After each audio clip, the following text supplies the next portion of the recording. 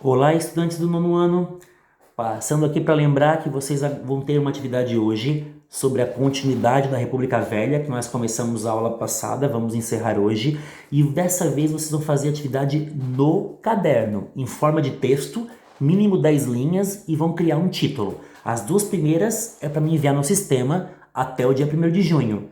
Dessa vez vocês vão fazer no caderno. Essa terceira atividade vocês vão me mandar. Vocês vão fazer no caderno, não é para mandar no sistema, tá bom? E quando a gente voltar eu vou olhar quem fez, quem não fez, aí eu vou fazer a avaliação. Pessoal, continuando sobre o período da República Velha. Vocês vão ver ali os textos que eu coloquei. Primeiro analisem aquelas imagens que eu coloquei, muito interessante. A primeira fala algumas características da República Velha, o que aconteceu. Depois o mapa de algumas revoltas que aconteceram no período da República Velha. Vocês vão ver o estado que aconteceu. E a terceira está a imagem de todos os presidentes da República do período da República Velha. Ou como também alguns falam, Primeira República. República Velha foi um período da história do Brasil que aconteceu da proclamação da República, feita por Deodoro da Fonseca, 15 de novembro de 1889, até 1930, quando Getúlio assume o poder com golpe. Ou seja, República Velha dura 41 anos. A República Velha se divide em dois momentos, pessoal. República da Espada, que 2 militares governaram, os 2 primeiros, Deodoro da Fonseca e depois o vice dele, Floriano Peixoto. E depois a República Oligárquica, que daí são presidentes civis, presidentes, né, que tinham o apoio dos fazendeiros de café. Primeiro República da Espada, militares, depois República Oligárquica, oligarquia, poder na mão de poucos, na mão dos fazendeiros de café. É isso que se divide. Então, de 1889 a 1894, 5 anos, República da Espada, militares no poder, 2 presidentes. Depois, República da Oligarquia, fazendeiros de café, por 36 anos, 1894 a 1930, pessoal. Vocês vão ler esses dois momentos históricos, República da Espada, República Oligárquica. Depois vocês vão ler um pequeno resumo de cada governo desses presidentes, tá? Vocês vão ver na espada os dois, depois vão ver todos os outros presidentes, vão ler o que fala ali sobre isso. Depois também vocês vão ler, vocês vão também estudar sobre as revoltas que aconteceram no período da República Velha, Canudos, Contestado, Revolta da Vacina, da Chibata e outras ali que eu cito, como o Cangaço, a Revolta de Juazeiro, a Revolta do Forte, a Revolta Paulista, Coluna Prestes, né, pessoal? A Revolta da Armada, Federalista, algumas revoltas que aconteceram na época da República da Espada já vai estar ali escrito, tá? Então vocês vão ler a República da Espada, militares, a oligárquica, fazendeiros de café, a história dos presidentes da República e depois as revoltas que aconteceram, pessoal. E também a diferença dos 3 poderes: executivo, presidente da República, legislativo, Câmara dos Deputados e Senado, e judiciário, Supremo Tribunal Federal. Então é importante, pessoal, a gente ressaltar aqui que o período da República Velha, o Brasil continuava ainda com o principal produto, o café. A indústria ela vinha crescendo aos poucos, mas ainda a grande prioridade era o café. Vamos lembrar que depois que os 2 militares saíram do poder, Deodoro da Fonseca e Floriano Peixoto, os outros presidentes vinham da onde? Da oligarquia do café, São Paulo, ou do leite, Minas Gerais. Ou seja, eles iam priorizar quem? Os interesses desses locais, que eram o quê? O café, a grande prioridade. Ainda o café era muito mais importante do que o leite, tá, pessoal?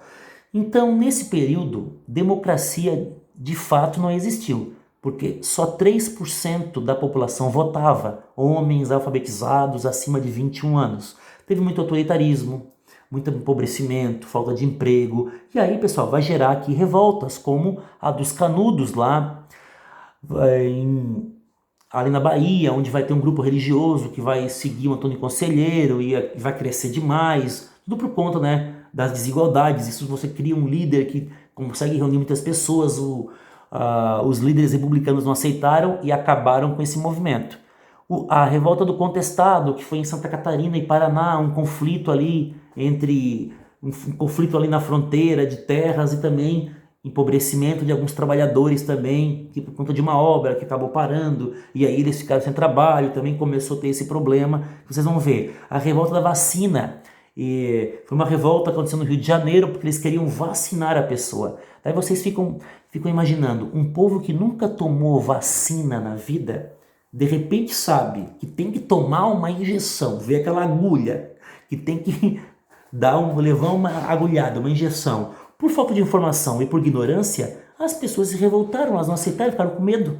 Porque vocês imaginam, não existia vacina, o povo nunca tinha tomado, as pessoas ficaram com medo e aí fizeram uma revolta contra a obrigação de tomar vacina, o que é algo tão comum pra gente hoje, para eles ainda não era. E tinha muita doença, né, pessoal, epidemias e coisas que se espalhavam para a população devido à minha falta de higiene, à precariedade. Muitas doenças surgiam e aí tinha uma política sanitária, né, para se criar, do Oswaldo Cruz tal, para vacinar a população, e por falta de informação, de conhecimento, as pessoas se revoltaram. Também teve a revolta, vocês vão ver, ler ali da Chibata, porque os almirantes, né, eles eram castigados, eles castigavam muito, né, os negros que trabalhavam na parte da marinha, e daí eles se revoltaram contra esses castigos físicos. Com o tempo os castigos vão acabar. Então, pessoal, para vocês terem uma ideia, né, Canudos foi também na zona rural, contestado aqui em Santa Catarina, Paraná.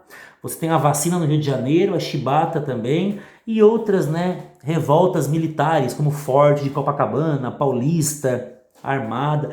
Ou seja, houve várias revoltas, né, muitas com pobreza, pelo autoritarismo, falta de condições melhores de vida. Ou seja, a República Velha desagradou muito a população. Surgiu as primeiras greves no Brasil em 1917, onde você parou os trabalhadores em vários locais exigindo melhores condições de trabalho, menos horas, mais salários, mais condições e respeito aos trabalhadores e trabalhadoras. Ou seja, o período da República Velha, onde poucos votavam, só homem branco acima de 21 anos que sabiam ler e escrever, onde você tem uma política racista, porque libertaram os negros, mas jogaram eles, não incluíram na sociedade, e tem também todas as crises econômicas, as quebradeiras do café. Então você tem a República Velha, militares, depois a oligarquia de São Paulo e Minas Gerais dominando o cenário político, o café como principal produto, a pouca participação popular, as várias revoltas que acontecem no Brasil durante esse período.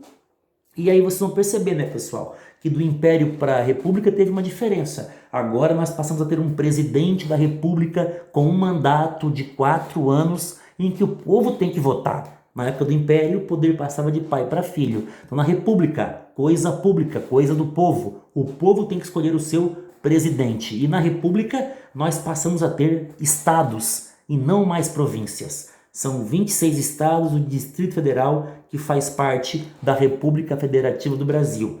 E com 3 poderes independentes. O executivo, o presidente, que escolhe onde investir nas políticas públicas em saúde, educação, obras, cultura, esporte. Você tem o legislativo, Câmara dos Deputados, que hoje são 513 deputados, senadores, que hoje são 81, que eles fazem as leis e fiscalizam as ações do presidente da República. E você tem o Superior Tribunal Federal, que é o guardião da Constituição, que faz cumprir as leis, né? Se alguma lei inconstitucional ela é aprovada, o Superior Tribunal Federal vai invalidar. Qualquer ato que o presidente possa fazer contra a Constituição, o STF pode invalidar. Ou seja, são 3 poderes independentes, pessoal. O Executivo, o presidente, tem as suas funções, o Legislativo, o Congresso, tem as suas, e o Judiciário tem as suas. O STF não manda no presidente, o presidente não manda no Congresso, o Congresso não manda no STF. Cada poder tem as suas obrigações. Por isso nós temos 3 poderes independentes. Por isso que vai ser importante você ler para você entender melhor o que eu estou falando aqui. E eu espero que essa minha explicação tenha ajudado. Leiam o texto que vocês vão compreender melhor e façam a atividade no caderno. Um abraço.